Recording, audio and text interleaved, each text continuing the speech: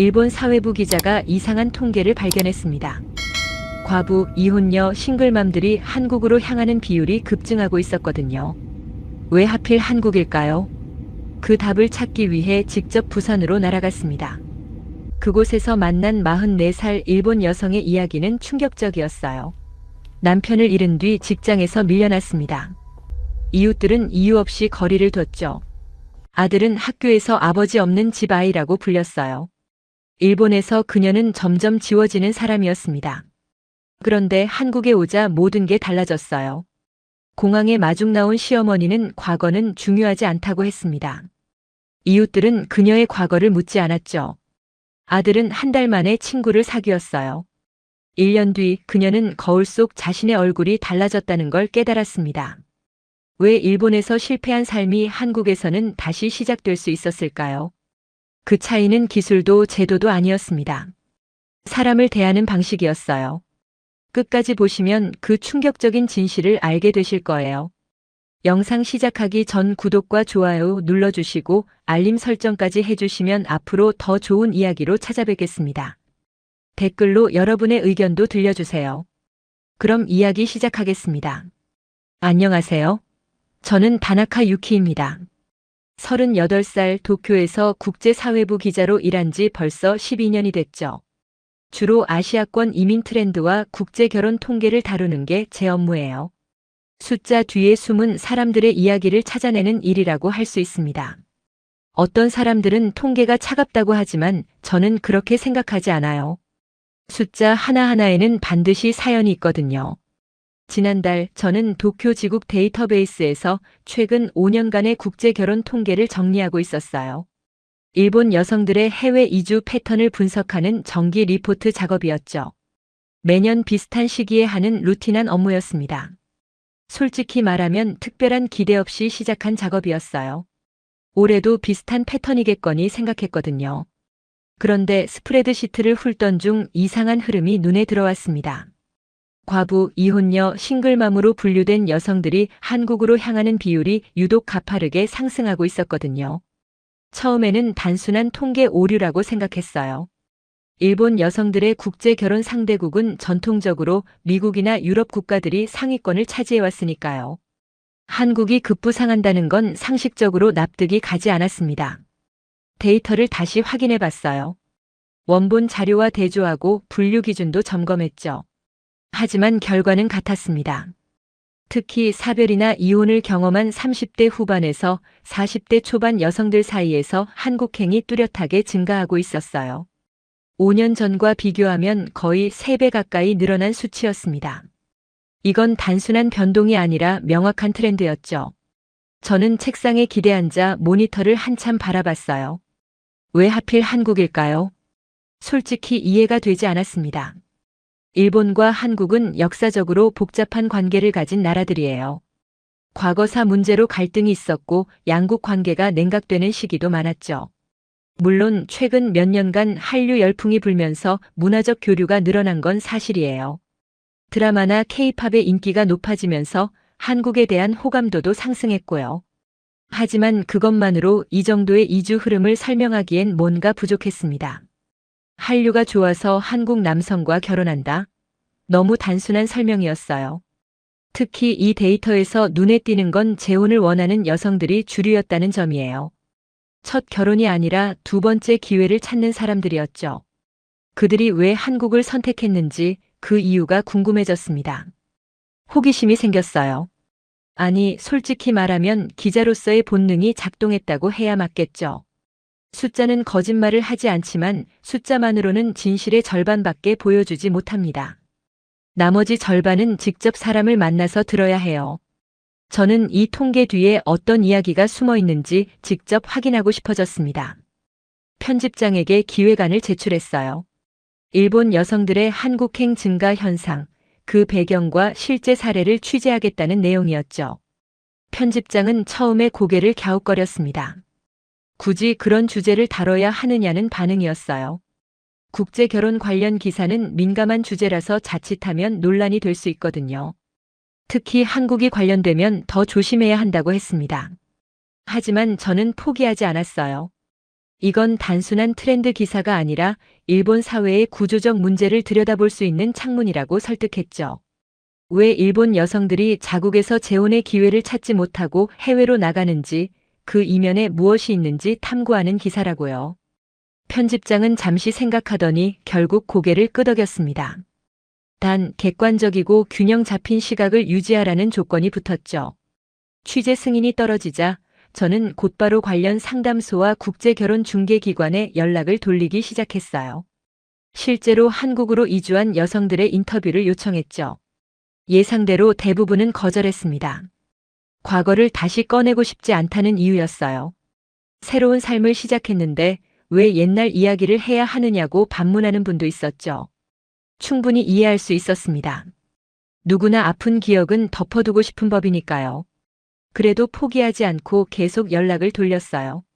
취재 의도를 정성껏 설명하고 익명 처리가 가능하다는 점도 강조했습니다. 비슷한 상황에 있는 다른 여성들에게 도움이 될 수 있다는 점도 어필했죠. 그렇게 2주일이 지났을 때 드디어 한 통의 답장이 도착했어요. 현재 부산에 거주 중인 44살 여성이었습니다. 그녀는 자신의 이야기가 누군가에게 도움이 될 수 있다면 기꺼이 인터뷰에 응하겠다고 했죠. 다만 한 가지 조건이 있었어요. 자신의 이야기를 자극적으로 다루지 말아달라는 거였습니다. 동정의 대상이 아니라 선택을 한 사람으로 그려달라고요. 저는 그 조건을 흔쾌히 받아들였습니다. 이름은 나카무라 아야. 그녀가 왜 일본을 떠났는지, 한국에서 어떤 삶을 살고 있는지 직접 들어볼 수 있게 됐습니다. 저는 그 메일을 읽으며 묘한 감정을 느꼈어요. 통계 속 숫자가 갑자기 한 사람의 얼굴을 가지게 된 순간이었거든요. 스프레드시트에서 봤던 차가운 수치들이 따뜻한 체온을 가진 이야기로 변하려 하고 있었습니다. 비행기 표를 예약하면서 저는 생각했어요. 어쩌면 이 취재는 단순히 기사 한 편을 쓰는 일이 아닐 수도 있겠다고요. 일본 사회가 외면하고 있는 무언가를 마주하게 될지도 모른다는 예감이 들었습니다. 그리고 그 예감은 결국 틀리지 않았죠. 부산행 비행기에서 저는 나카무라 아야에 대해 알고 있는 정보들을 다시 정리했어요. 44살, 도쿄 북쪽의 작은 도시 출신, 1년 전 한국으로 이주, 현재 초등학생 아들과 함께 부산에 거주 중. 그게 전부였습니다. 그녀가 왜 일본을 떠났는지, 한국에서 어떤 삶을 살고 있는지는 직접 만나봐야 알 수 있었죠. 비행기 창밖으로 구름이 흘러갔습니다. 저는 노트북을 닫고 눈을 감았어요. 어떤 이야기가 기다리고 있을지 상상하면서요. 김해공항에 도착한 건 오후 2시쯤이었어요. 공항을 빠져나오자마자 습한 바닷바람이 얼굴을 스쳤습니다. 도쿄와는 확실히 다른 공기였죠. 일본의 공기가 건조하고 정돈된 느낌이라면 부산의 공기는 촉촉하고 생동감이 있었어요. 저는 약속 장소인 해운대 근처 카페로 택시를 탔습니다. 창밖으로 스쳐 지나가는 부산의 거리를 바라보며 어떤 질문부터 해야 할지 머릿속으로 시뮬레이션을 돌렸어요. 한글 간판들이 빠르게 스쳐 지나갔습니다. 일본어와 비슷하면서도 다른 글자들이 신기했어요. 택시 기사님이 라디오를 틀었는데 한국 트로트 노래가 흘러나왔죠. 가사는 알아듣지 못했지만 멜로디가 어딘가 향수를 불러일으켰습니다. 저는 그 노래를 들으며 아야 씨가 처음 이 도시에 왔을 때 어떤 기분이었을지 생각했어요. 카페에 도착했을 때 아야 씨는 이미 와 있었어요. 창가 자리에 앉아 아이스 아메리카노를 천천히 마시고 있더군요. 첫인상은 예상보다 훨씬 차분했습니다. 솔직히 말하면 저는 어딘가 지쳐 보이는 사람을 상상했어요. 힘든 과거를 겪은 사람이니까 얼굴에 그 흔적이 남아있을 거라고요. 하지만 아야 씨는 오히려 평온해 보였습니다. 마치 오랜 시간 흔들리다가 이제야 바닥에 닿은 사람 같은 느낌이었어요. 더 이상 떨어질 곳이 없다는 안도감 같은 것이 느껴졌죠. 인사를 나누고 자리에 앉았습니다. 저는 녹음기를 꺼내며 인터뷰 시작 전에 한 가지 말씀드릴 게 있다고 했어요. 불편한 질문이 있으면 언제든 거부하셔도 된다고요. 또 기사가 나가기 전에 반드시 내용을 확인해 드리겠다고 약속했습니다. 아야 씨는 고개를 끄덕이며 괜찮다고 했어요. 오히려 이야기를 꺼내는 게 자신에게도 정리가 될 것 같다고 덧붙였죠. 그 말에서 이미 많은 것을 스스로 소화했다는 느낌을 받았습니다. 저는 가장 기본적인 질문부터 시작했어요. 일본에서의 삶은 어땠느냐고요. 단순한 질문이었지만 그 뒤에는 복잡한 이야기가 숨어 있을 거라고 예상했죠. 아야 씨는 잠시 창밖을 바라보다가 천천히 입을 열었습니다. 해운대 바다가 저 멀리 보였어요. 파도가 하얗게 부서지는 게 여기서도 보일 정도였죠. 일본에서의 삶은 잘못된 낙인이 일상에 스며드는 과정이었다고 아야 씨는 표현했어요. 그 말이 귀에 꽂혔습니다. 잘못된 낙인이라니 구체적으로 어떤 의미인지 궁금해졌죠. 저는 조심스럽게 더 설명해달라고 부탁했어요. 아야 씨는 남편을 사고로 잃은 뒤 모든 것이 달라졌다고 했습니다. 물론 슬픔은 당연한 거였죠. 사랑하는 사람을 잃은 슬픔, 그건 누구나 겪는 감정이에요. 하지만 슬픔 이외에 예상치 못한 것들이 찾아왔다고 해요. 주변 사람들의 시선이 미묘하게 변하기 시작했거든요. 처음에는 동정이었습니다. 안 됐다, 힘들겠다, 뭐 도와줄 거 없냐는 말들이었죠. 그런데 시간이 지나면서 동정은 어느새 경계로 바뀌었습니다. 저는 그게 무슨 뜻이냐고 물었어요. 아야 씨는 잠시 생각하더니 일본 사회에서 과부나 이혼녀, 싱글맘은 일종의 불완전한 존재로 취급받는다고 설명했습니다. 표면적으로는 아무도 그렇게 말하지 않죠. 대놓고 차별하는 사람은 거의 없어요. 하지만 행동으로 드러난다고 했습니다. 초대받지 못하는 모임들, 자연스럽게 끊어지는 인맥들, 승진에서 밀려나는 경험들. 그런 것들이 하나둘 쌓이면서 자신이 사회에서 점점 지워지는 느낌을 받았다고 해요. 특히 힘들었던 건 아이에게까지 그 영향이 미쳤을 때라고 했습니다. 아들 유이치가 학교에서 특별한 가정의 아이라는 말을 들었다고 울면서 집에 온 날 아야 씨는 처음으로 일본을 떠나야겠다는 생각을 했다고 해요. 아이는 아무 잘못도 없는데 엄마의 상황 때문에 차별을 받는 게 견딜 수 없었다고요. 그 이야기를 할 때 아야 씨의 목소리가 살짝 떨렸습니다. 저는 메모를 하면서 복잡한 감정을 느꼈어요. 기자로서 객관적인 시선을 유지해야 하는데 솔직히 쉽지 않았습니다. 아야 씨의 이야기는 단순한 개인의 불행이 아니었거든요. 일본 사회 전체가 가진 구조적인 문제가 한 가정을 어떻게 무너뜨리는지 보여주는 사례였어요. 저는 같은 일본인으로서 부끄러운 감정마저 들었습니다. 인터뷰는 2시간 넘게 이어졌어요. 아야 씨는 담담하게, 때로는 잠시 말을 멈추며 자신의 이야기를 들려주었습니다. 커피가 식었지만 아무도 신경 쓰지 않았죠. 저는 그녀의 눈빛에서 분노보다는 체념보다는 새로운 시작에 대한 희망을 읽었습니다. 그리고 그 희망의 방향이 왜 한국이었는지 점점 궁금해지기 시작했어요. 다음 질문이 저절로 떠올랐습니다. 그래서 왜 한국이었냐고요? 아야 씨의 이야기는 남편을 잃은 직후로 거슬러 올라갔습니다. 그녀는 당시 39살이었고 초등학교 2학년인 아들 유이치를 혼자 키워야 하는 상황이었죠. 남편은 갑작스러운 교통사고로 세상을 떠났어요.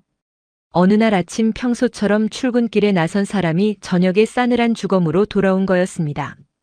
아무런 예고도 없이 작별 인사도 없이요. 장례를 치르는 동안에는 주변에 도움이 있었다고 해요. 친척들이 전국에서 찾아왔고 직장 동료들도 조문을 왔죠. 남편의 친구들도 와서 마지막 인사를 했습니다. 아야 씨는 그때까지만 해도 혼자서도 잘 해낼 수 있을 거라고 믿었다고 해요. 일본 사회는 체계적이고 싱글맘을 위한 지원 제도도 있으니까요. 정부 보조금도 있고 아이 양육에 대한 지원도 있었죠. 서류상으로는 충분히 살아갈 수 있는 구조였습니다. 그런데 현실은 기대와 완전히 달랐어요. 제도는 있었지만 사회의 시선은 제도를 따라가지 못했죠. 첫 번째 변화는 직장에서 시작됐습니다. 아야 씨는 당시 지역 신문사의 편집부에서 일하고 있었어요. 경력 8년 차의 베테랑이었죠. 기사 편집뿐 아니라 신입 기자들을 지도하는 역할도 맡고 있었습니다. 누구나 인정하는 실력파였어요. 그런데 남편 사망 후 복직하자마자 분위기가 이상했다고 해요. 동료들의 태도가 미묘하게 달라졌습니다. 표면적으로는 걱정한다며 따뜻한 말을 건넸지만 뭔가 불편해하는 기색이 느껴졌죠. 상사는 아야 씨를 따로 불러서 이야기했습니다. 아이 때문에 야근이 어려울 테니 중요한 프로젝트에서는 빼주겠다고요. 부담을 줄여주겠다는 명목이었어요. 처음에는 배려라고 생각했다고 해요. 상사의 말이 진심으로 들렸거든요. 하지만 시간이 지나면서 그게 배려가 아니라 배제라는 걸 깨달았습니다. 중요한 회의에 초대받지 못했어요. 새로운 프로젝트가 시작될 때마다 다른 사람에게 맡겨졌죠. 승진 대상자 명단에서 이름이 빠졌습니다. 후배들이 자신을 앞지르는 걸 지켜봐야 했어요. 항의를 하면 돌아오는 대답은 한결같았습니다. 가정 상황을 고려한 결정이라고요. 아이를 혼자 키우는 상황에서 무리하면 안 된다고요. 얼핏 들으면 배려처럼 들리지만 결국은 능력과 상관없이 가정 상황만으로 평가받는 거였어요. 아야 씨는 그게 가장 억울했다고 합니다. 자신의 능력은 변하지 않았는데 주변의 평가만 달라진 거니까요. 이웃들의 태도도 달라졌습니다. 아야 씨가 살던 동네는 전형적인 일본 주택가였어요. 이웃끼리 인사를 나누고 지역 모임에 함께 참여하는 그런 곳이었죠. 명절이면 서로 음식을 나누고 아이들 행사가 있으면 함께 준비하는 따뜻한 동네였습니다. 그런데 남편이 떠난 뒤 이웃들은 이유 없이 거리를 두기 시작했어요. 복도에서 마주치면 어색하게 고개만 끄덕이고 지나갔습니다. 예전처럼 수다를 떨거나 차를 마시자고 초대하는 일은 사라졌죠. 아야 씨가 먼저 말을 걸면 어색하게 웃으며 바쁘다고 피했어요. 처음에는 자신이 예민한 거라고 생각했다고 해요. 슬픔 때문에 모든 걸 부정적으로 해석하는 거라고요. 하지만 결정적인 사건이 있었습니다. 동네 부인회에서 주최하는 바자회가 있었는데 아야 씨만 연락을 받지 못한 거였어요. 다른 이웃들은 모두 참여 준비를 하고 있었는데 자신만 몰랐죠. 나중에 친한 이웃 한 명이 몰래 알려줬습니다. 일부러 제외한 거라고요. 과부가 있으면 분위기가 어색해진다는 이유였습니다. 그 이야기를 들었을 때 저는 충격을 받았어요. 21세기 일본에서 그런 일이 실제로 일어난다는 게 믿기지 않았거든요. 하지만 아야 씨는 담담하게 말했습니다. 일본 사회에서 정상 가족의 범위를 벗어난 사람은 눈에 보이지 않는 벽에 부딪힌다고요. 아무도 대놓고 차별하지 않지만 모든 곳에서 차별이 느껴진다고 했어요. 그게 더 잔인하다고요. 손가락질을 당하면 최소한 싸울 수라도 있는데 침묵의 배제는 싸울 상대조차 없으니까요. 가장 가슴 아픈 건 아들 유이치에게 일어난 일이었습니다. 유이치는 당시 초등학교 3학년이었어요. 활발하고 친구들과 잘 어울리는 아이였죠. 축구를 좋아해서 방과 후에는 항상 운동장에서 공을 찼습니다. 그런데 어느 날부터 학교에 가기 싫다고 하기 시작했어요. 아침마다 배가 아프다고 했죠. 이유를 물어도 말하지 않았습니다. 아야 씨가 담임 선생님을 찾아가서야 사정을 알게 됐어요. 유이치가 아버지 없는 집 아이라고 불리고 있었던 거였습니다. 일부 아이들이 그를 특별한 가정의 아이라고 부르며 놀리기 시작했고 그게 점점 번져나갔다고 해요. 담임 선생님은 지도하겠다고 했지만 상황은 크게 나아지지 않았습니다. 아이들의 인식은 어른들에게서 비롯된 거니까요. 아야 씨는 그때 처음으로 일본을 떠나야겠다는 생각을 했다고 해요. 자신은 견딜 수 있었죠. 어른이니까요. 하지만 아이가 상처받는 건 참을 수 없었습니다. 문제가 없는 사람인데 문제로 취급받는 게 가장 힘들었다고 그녀는 말했어요. 그 말이 오래도록 머릿속을 맴돌았습니다. 일본에서의 삶이 점점 숨막혀질 무렵 아야 씨에게 예상치 못한 전환점이 찾아왔습니다. 그날은 평범한 주말 저녁이었다고 해요. 토요일 밤 유이치를 재우고 혼자 거실에 앉아 텔레비전을 켰죠. 특별히 보고 싶은 프로그램이 있었던 건 아니에요. 그냥 조용한 집안이 견디기 힘들어서 소리가 필요했던 거였습니다. 채널을 돌리다가 우연히 한 다큐멘터리에 시선이 멈췄어요. 국제가정의 새로운 시작이라는 제목의 프로그램이었습니다. 일본에서 재혼이 어려웠던 여성들이 해외에서 새로운 가정을 꾸린 이야기를 다루고 있었죠. 그 중에서도 한국으로 간 여성들의 사례가 집중적으로 소개됐어요. 과부, 이혼녀, 싱글맘들이 한국 남성과 결혼해서 행복하게 살고 있다는 내용이었습니다. 처음에 아야 씨는 콧방귀를 뀌었다고 해요. 전형적인 광고성 프로그램이라고 생각했거든요. 국제결혼 중개업체에서 돈을 주고 만든 홍보물 같았습니다. 일본 방송에는 그런 프로그램이 가끔 나오거든요. 행복한 사례만 골라서 보여주고 실제로는 문제가 많은 경우도 흔하죠. 아야 씨는 채널을 돌리려고 리모컨을 들었습니다. 그런데 화면에 등장하는 여성들의 표정이 자꾸 눈에 밟혔어요. 그들은 연기를 하는 게 아니라 진짜로 행복해 보였거든요. 어색하게 웃는 게 아니라 자연스럽게 웃고 있었습니다. 눈가에 주름이 잡힐 정도로요. 아야 씨는 결국 리모컨을 내려놓았어요. 끝까지 보기로 했죠. 특히 한 여성이 한 말이 기억에 남았다고 해요. 40대 중반의 여성이었는데 일본에서 이혼 후 재혼을 포기하고 살다가 한국에서 새 남편을 만났다고 했습니다. 그녀는 카메라를 바라보며 이렇게 말했어요. 한국에서는 과거를 묻지 않는다. 지금의 나를 있는 그대로 받아들여준다고요. 그 말이 며칠 동안 아야 씨의 머릿속을 떠나지 않았다고 합니다. 과거를 묻지 않는다. 그 말이 왜 그렇게 와닿았을까요?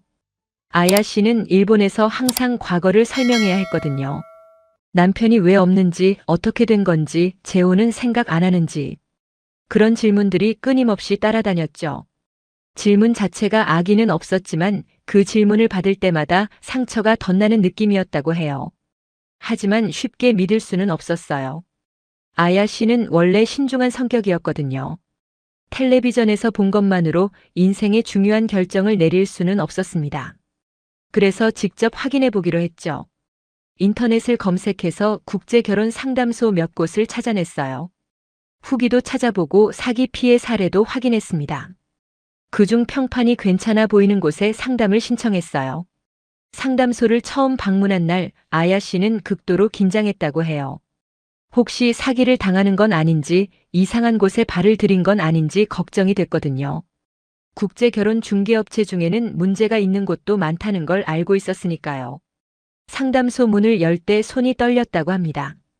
하지만 상담사는 예상외로 진지하고 전문적이었어요. 강요하거나 서두르는 기색 없이 아야 씨의 상황을 차분히 들었죠. 왜 국제 결혼을 고려하게 됐는지, 어떤 점이 걱정되는지 물어봤습니다. 아야 씨가 질문을 하면 솔직하게 대답했어요. 장점만 이야기하는 게 아니라 단점도 설명했죠. 언어 장벽, 문화 차이, 적응의 어려움 같은 것들이요. 상담사는 최근 몇 년간 일본 여성들의 한국행이 늘어난 데는 이유가 있다고 설명했습니다. 일본과 한국의 가족관 차이가 핵심이라고 했어요. 일본은 정상 가족의 틀이 매우 엄격한 반면 한국은 상대적으로 재혼 가정에 대한 인식이 유연하다고요. 물론 한국도 완벽하지는 않지만 적어도 과거의 결혼 이력이나 자녀 유무가 새로운 만남의 절대적인 장벽이 되지는 않는다고 했습니다. 아야 씨는 반신반의했어요. 정말 그런 곳이 있을까 아니면 그저 장사를 위한 포장일까? 의심이 들었지만 호기심도 생겼습니다. 상담사는 실제 사례들을 보여줬어요. 한국으로 이주해서 행복하게 살고 있는 일본 여성들의 후기였죠. 익명으로 작성된 것들이었지만 구체적인 경험담들이 진정성 있게 느껴졌습니다. 그중 한 후기가 특히 아야 씨의 마음을 움직였다고 해요. 일본에서 이혼녀라는 이유로 재혼을 포기했던 40대 여성이 한국에서 새 남편을 만나 지금은 제주도에서 살고 있다는 내용이었습니다. 그녀는 후기 마지막에 이렇게 썼다고 해요. 한국에 와서 처음으로 한 사람으로 대접받는 느낌을 받았다고요. 과부도 이혼녀도 아닌 그냥 한 사람으로요. 아야 씨는 상담소를 나오면서 오랜만에 가능성이라는 단어를 떠올렸다고 합니다. 일본에서는 사라져버렸다고 생각한 그 단어가 다시 희미하게 빛나기 시작했죠. 물론 바로 결정을 내린 건 아니었어요. 그 후로도 석 달 가까이 고민을 거듭했습니다. 아이를 데리고 외국으로 간다는 게 얼마나 큰 도전인지 잘 알았으니까요. 유이치의 학교는 어떻게 하지? 언어는 어떻게 배우지? 실패하면 어쩌지? 수없이 많은 걱정이 머릿속을 맴돌았습니다. 하지만 현재 일본에서 계속 살아간다면 무엇이 달라질까? 아야 씨는 스스로에게 물었다고 해요. 대답은 명확했습니다. 아무것도 달라지지 않을 거라고요. 유이치는 계속 특별한 가정의 아이로 불릴 것이고 자신은 계속 불완전한 존재로 취급받을 거라고요. 그녀의 결정은 충동이 아니라 긴 고민 끝의 결과였습니다. 상담소를 통해 아야 씨는 한국 남성 몇 명의 프로필을 받았습니다. 직업, 나이, 취미, 가족관계 같은 기본 정보와 함께 짧은 자기소개가 적혀 있었죠. 사진도 첨부되어 있었어요. 아야 씨는 거실 소파에 앉아 꼼꼼하게 각 프로필을 읽어봤습니다. 유이치가 잠든 밤 조용한 집에서 홀로 낯선 남자들의 얼굴을 들여다보는 기분이 묘했다고 해요. 솔직히 큰 기대는 하지 않았다고 합니다. 종이 위의 글자만으로 사람을 판단할 수는 없으니까요. 게다가 국제 결혼 중개로 만나는 사람들이 어떤 사람들일지 의구심도 있었죠. 좋은 조건의 사람이라면 굳이 이런 방식으로 배우자를 찾을 필요가 있을까 하는 생각도 들었습니다. 그중 한 남성의 프로필이 눈에 들어왔어요. 45살의 박진호라는 사람이었습니다. 부산에서 작은 해산물 식당을 운영하고 있었고 이혼 경력이 있었죠. 사진 속 얼굴은 특별히 잘생긴 편은 아니었어요. 평범한 인상이었습니다. 하지만 뭔가 편안해 보였죠. 웃는 사진이었는데 그 웃음이 자연스러웠어요. 자기소개란에는 화려한 말 대신 담백한 문장들이 적혀 있었습니다. 완벽한 사람은 아니지만 함께 웃을 수 있는 가정을 만들고 싶다고요. 첫 번째 결혼에서 배운 게 있다면 서로를 이해하려는 노력이 가장 중요하다는 거라고도 썼어요. 그 솔직함이 아야 씨의 마음에 와닿았습니다. 자신을 포장하려는 느낌이 전혀 없었거든요. 상담소를 통해 화상 통화 일정을 잡았어요. 아야 씨는 그날 아침부터 긴장이 됐다고 해요. 무슨 말을 해야 할지, 어떻게 자신을 소개해야 할지 머릿속이 복잡했죠. 옷도 여러 번 갈아입었다고 합니다. 너무 차려입으면 부담스러울 것 같고 너무 평범하면 성의 없어 보일 것 같고요. 결국 깔끔한 블라우스를 선택했어요. 일본어와 한국어 통역을 지원해 준다고 했지만 그래도 낯선 사람과의 대화는 부담스러웠습니다. 화상 통화 직전까지 취소할까 고민했다고 해요. 하지만 여기서 물러서면 아무것도 바뀌지 않는다는 걸 알았죠. 아야 씨는 깊은 숨을 쉬고 노트북 앞에 앉았습니다. 화상 통화가 시작됐을 때 화면에 나타난 진호 씨의 첫인상은 프로필 사진과 비슷했다고 해요. 평범한 얼굴이었습니다. 머리카락에는 희끗희끗 새치가 보였고 얼굴에는 나이에 맞는 주름이 있었죠. 하지만 눈빛이 따뜻했어요. 아야 씨는 그 눈빛에서 자신을 평가하려는 시선이 아니라 진심으로 알고 싶어하는 호기심을 느꼈다고 합니다. 진호 씨는 먼저 자신의 이야기를 털어놓았습니다. 통역사가 중간에서 전달해줬지만 어떤 감정은 언어를 넘어서 전해지는 것 같았다고 해요.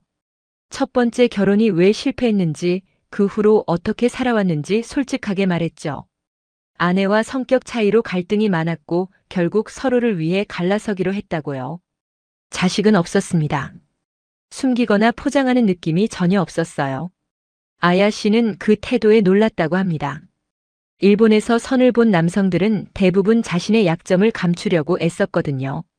이혼 경력이 있으면 그 이유를 상대방 탓으로 돌리거나 아예 언급을 피하는 경우가 많았죠.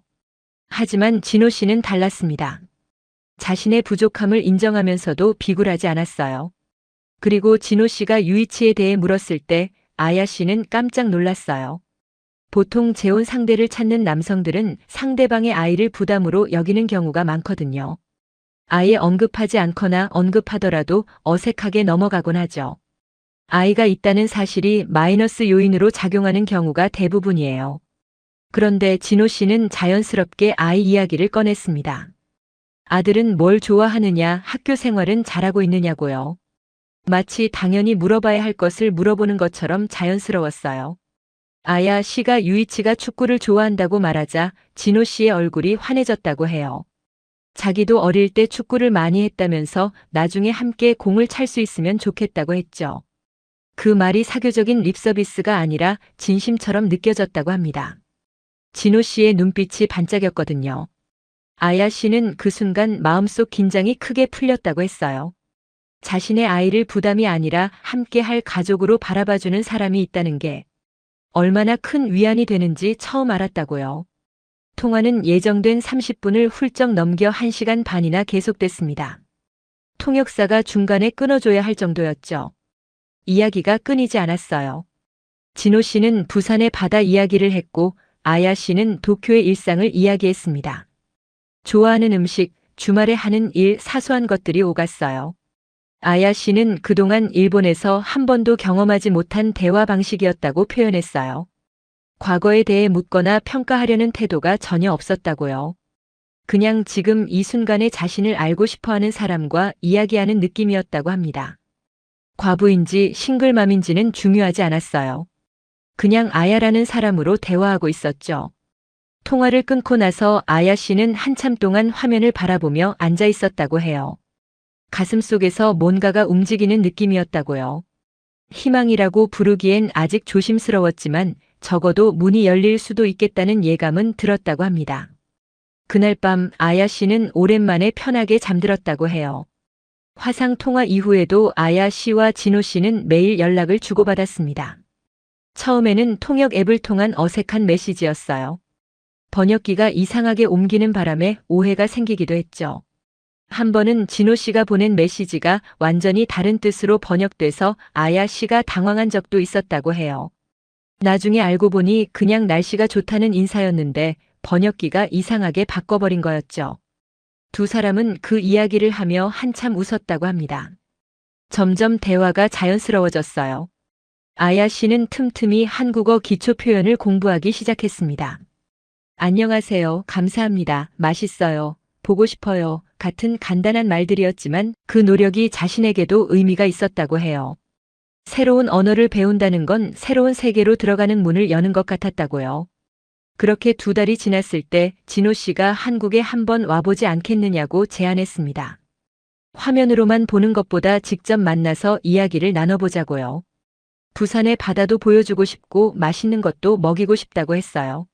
아야 씨는 하루 종일 고민했습니다. 아이를 두고 혼자 갈 수는 없었고 아이를 데리고 가자니 부담이 됐죠. 유이치에게 조심스럽게 물어봤어요. 엄마랑 같이 한국에 여행 가볼래? 유이치는 눈을 반짝이며 물었다고 해요. 한국이 어디야? 일본에서 가까운 나라야. 바다 건너에 있어. 거기 뭐가 있어? 맛있는 음식이랑 멋진 바다가 있대. 유이치는 신나하며 가자고 했습니다. 아이의 순수한 반응이 아야 씨의 결심을 굳혔어요. 부산행 비행기에 오르는 날 아야 씨의 심장은 미친 듯이 뛰었다고 해요.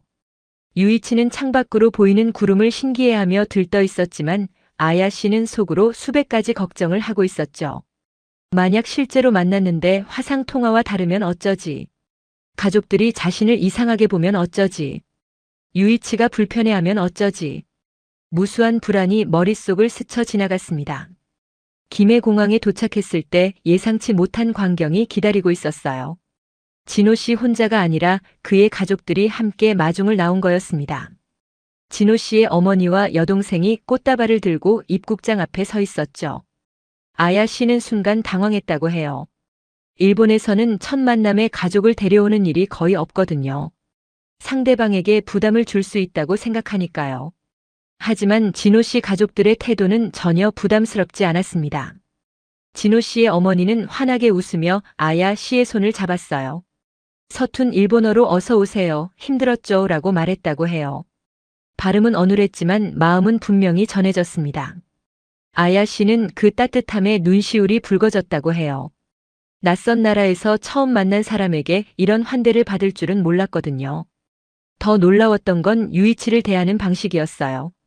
진호 씨의 여동생은 미리 준비한 작은 축구공을 유이치에게 선물했습니다. 오빠한테 내가 축구를 좋아한다고 들었다면서요. 유이치는 처음에는 어리둥절했지만 금세 활짝 웃었다고 해요. 고마워요라고 일본어로 말했는데 진호 씨 여동생이 알아듣고 한국어로 천만에요라고 대답했죠. 낯선 나라에서 처음 만난 사람들이 자신을 이렇게 환대해주는 경험은 유이치에게도 처음이었을 거예요. 아야 씨는 아들의 밝은 표정을 보면서 안도했다고 합니다. 적어도 아이는 괜찮아 보였거든요. 공항에서 진호 씨 집으로 향하는 차 안에서 아야 씨는 창밖으로 스쳐 지나가는 부산의 풍경을 바라봤다고 해요. 일본과 비슷하면서도 다른 거리들, 한글 간판들, 바다 냄새. 모든 게 새롭고 낯설었지만 이상하게 두렵지 않았다고 합니다. 옆자리에서 진호 씨 여동생과 몸짓으로 대화하며 웃고 있는 유이치를 보면서요. 진호 씨 집에서의 첫 식사는 아야 씨에게 강렬한 기억으로 남았다고 해요. 진호 씨 어머니가 직접 불고기와 된장찌개를 준비했거든요. 일본 손님이니까 입맛에 맞을지 모르겠다면서도 정성껏 상을 차렸죠. 밑반찬만 8가지였어요. 아야 씨는 그 정성에 감동했다고 합니다. 처음 만난 사람을 위해 이렇게까지 준비하다니요. 음식 맛도 좋았어요. 일본 음식과는 다른 깊은 맛이었다고 해요. 유이치도 불고기를 맛있게 먹었습니다. 어머니가 유이치 밥그릇에 고기를 계속 올려주셨는데 유이치가 배부르다는 신용을 해도 멈추지 않으셨다고 해요. 아야 씨는 그 모습을 보며 웃었습니다. 어느 나라 할머니든 손주뻘 아이에게는 밥을 많이 먹이고 싶어 하는구나 싶었다고요. 하지만 무엇보다 마음에 남은 건 진호 씨 어머니가 한 말이었어요. 식사 중에 어머니가 아야 씨를 바라보며 이렇게 말했다고 해요. 과거는 중요하지 않다. 지금 여기 와준 것만으로도 고맙다고요. 통역 없이 직접 한 말이었는데 아야 씨는 그 말을 정확히 알아들었습니다. 그리고 눈물이 났다고 해요. 일본에서 몇 년간 들어보지 못한 말이었거든요. 저는 그 이야기를 듣고 펜을 멈췄어요. 아야 씨는 담담하게 말을 이어갔지만 그녀의 눈가에는 아직도 그날의 감정이 남아있는 것 같았습니다. 내가 특별해서가 아니라 그냥 가족 한 명으로 대해주더라고요. 그 표현에서 진심이 느껴졌습니다. 부산에서의 첫 방문 이후 아야 씨와 진호 씨는 정식으로 교제를 시작했습니다. 아야 씨는 일본으로 돌아가서도 매일 연락을 주고받았어요. 이제는 통역 앱 없이도 간단한 대화가 가능해졌죠. 아야 씨가 열심히 한국어를 공부했거든요. 진호 씨도 일본어 기초를 배우기 시작했습니다. 서로의 언어를 배우려는 노력이 두 사람의 거리를 좁혔어요. 3달 뒤에 아야 씨는 다시 부산을 찾았습니다. 이번에는 유이치 없이 혼자였어요. 진지하게 미래를 이야기하기 위해서였죠. 진호 씨와 단둘이 해운대 바닷가를 걸으며 많은 이야기를 나눴다고 해요. 결혼하면 어디서 살 건지, 유이치 학교는 어떻게 할 건지, 생활비는 어떻게 나눌 건지, 현실적인 문제들을 하나하나 짚어봤습니다. 진호 씨는 모든 것을 아야 씨와 상의하겠다고 했어요. 자신이 일방적으로 결정하지 않겠다고요. 유이치의 적응이 가장 중요하니까 아이가 힘들어하면 언제든 계획을 조정하자고 했습니다. 그 말이 아야 씨에게 큰 안도감을 줬다고 해요. 진호 씨가 유이치를 진심으로 가족으로 받아들이려 한다는 걸 느꼈거든요. 그리고 6개월 후 두 사람은 결혼을 결심했습니다. 아야 씨는 유이치와 함께 한국으로 영구 이주하기로 했어요. 일본에서의 삶을 완전히 정리하고 새로운 시작을 하는 거였죠. 집을 정리하고 직장에 사표를 내고 유이치를 전학시키는데 2달이 걸렸습니다. 모든 과정이 순탄했던 건 아니에요. 하지만 아야 씨는 한 번도 결정을 후회하지 않았다고 해요.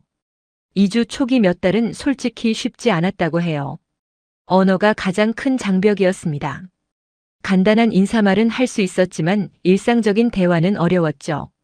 마트에서 물건을 사거나 병원에 가는 것도 진호 씨의 도움 없이는 불가능했어요. 은행에서 계좌를 만들 때는 서류를 이해하지 못해서 몇 번이나 다시 가야 했죠. 아야 씨는 그 무력감이 힘들었다고 합니다. 일본에서는 모든 걸 혼자 해결할 수 있었는데 여기서는 아무것도 할 수 없는 사람이 된 느낌이었다고요. 사회에서 유능하게 살아왔던 사람이 갑자기 아이처럼 의존해야 하는 상황이 자존심 상했다고 해요. 하지만 진호 씨와 그의 가족들은 아야 씨를 한 번도 무시하지 않았습니다. 천천히 하면 된다고, 처음부터 잘하는 사람은 없다고 격려해줬어요. 생활 방식의 차이도 적응이 필요했어요. 한국 음식은 전반적으로 일본보다 맵고 짰습니다. 처음 몇 주간은 입맛이 맞지 않아 고생했다고 해요. 특히 김치는 처음에 먹기 힘들었다고요. 하지만 시어머니가 아야 씨를 위해 덜 맵게 담근 김치를 따로 만들어 주셨어요. 그 배려가 고마웠다고 합니다. 또 한국 사람들의 대화 방식이 일본보다 직접적이라서 당황할 때도 있었죠. 일본에서는 돌려서 말하는 게 예의인데 한국에서는 하고 싶은 말을 바로 하더라고요. 처음에는 무례하게 느껴졌지만 시간이 지나면서 오히려 편해졌다고 해요. 속마음을 숨기지 않으니까 오해가 적었거든요. 하지만 놀라운 건 유이치의 적응 속도였습니다. 아이들은 역시 어른보다 빨랐어요. 유이치는 전학 간 부산의 초등학교에서 한 달 만에 친구를 사귀었습니다. 처음에는 말이 안 통해서 힘들어했지만 축구라는 공통 관심사가 있었거든요. 쉬는 시간마다 운동장에서 공을 차면서 자연스럽게 친해졌다고 해요. 그리고 석 달쯤 지났을 때 유이치가 집에서 한국어로 말을 하기 시작했습니다. 엄마, 오늘 급식 맛있었어라고요. 아야 씨는 그 순간 눈물이 났다고 해요.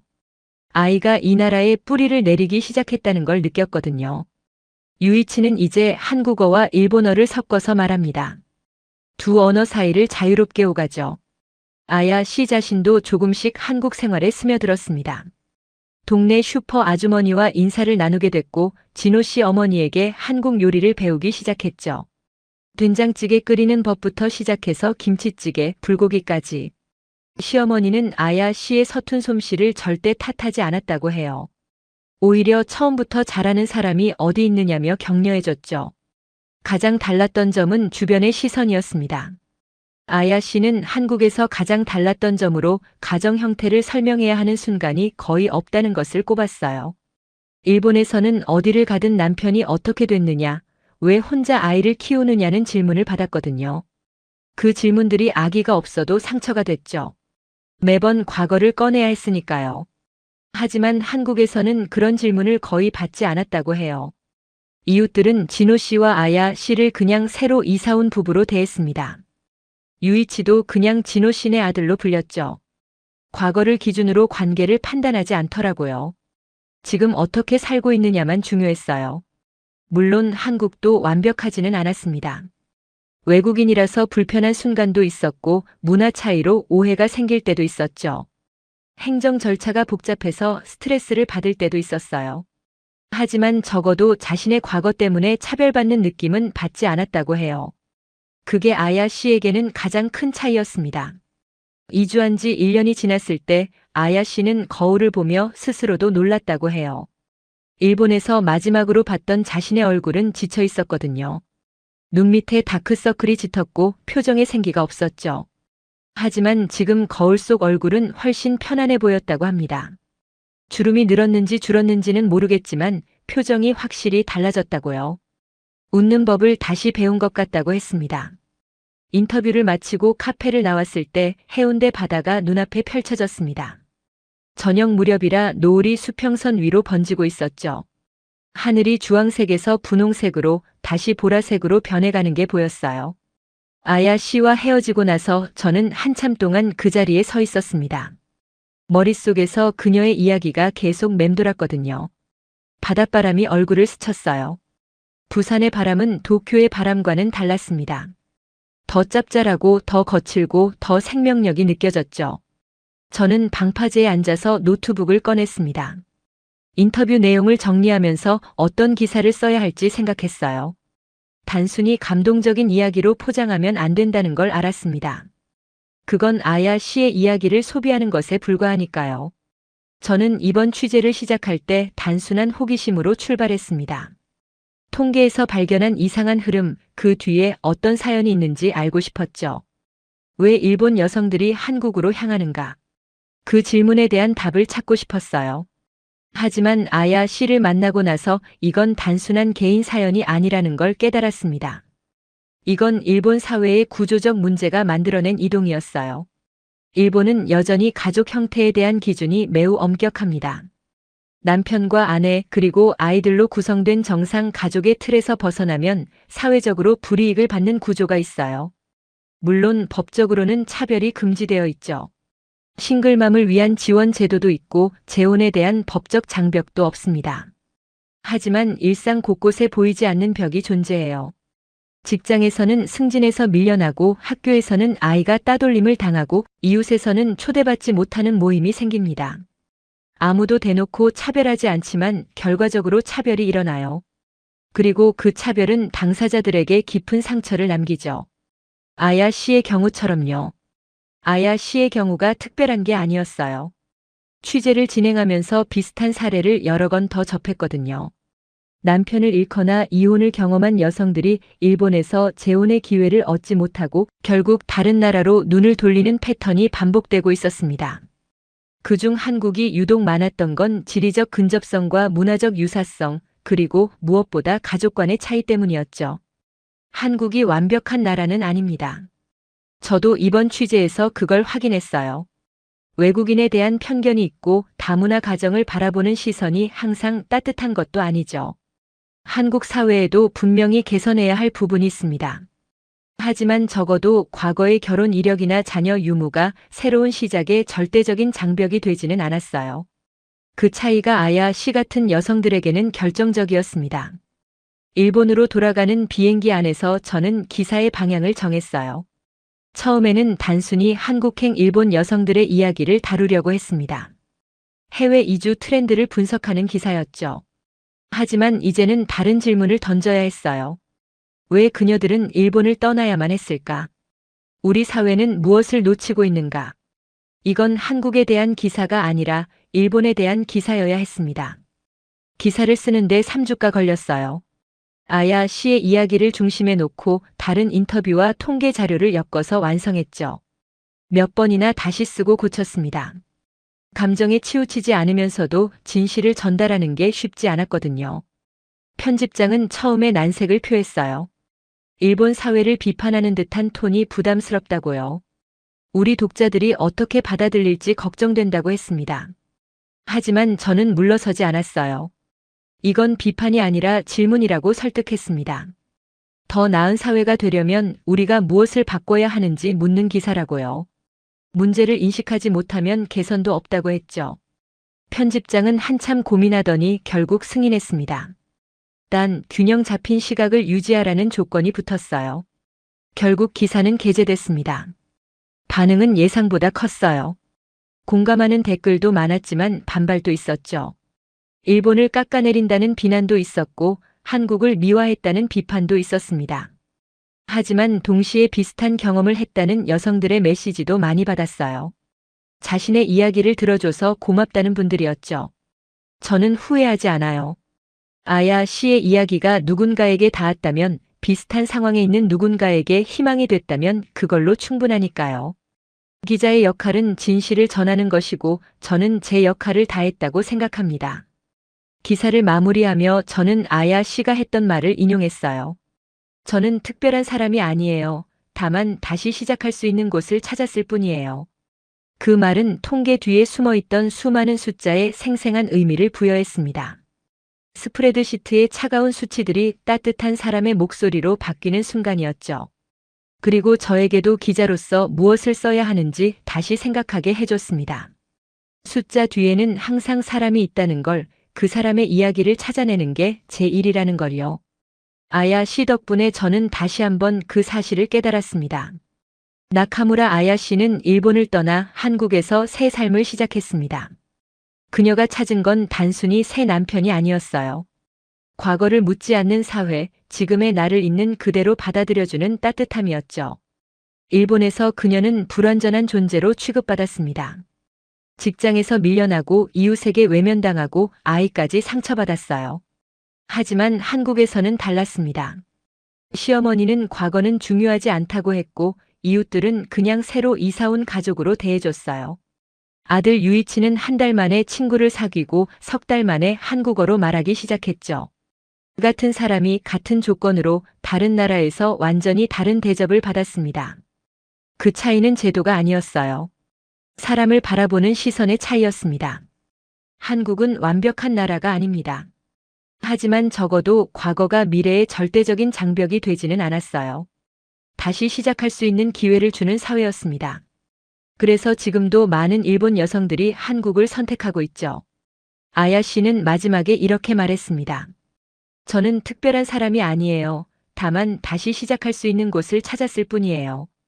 그 말이 대한민국이 가진 진정한 힘을 보여줍니다.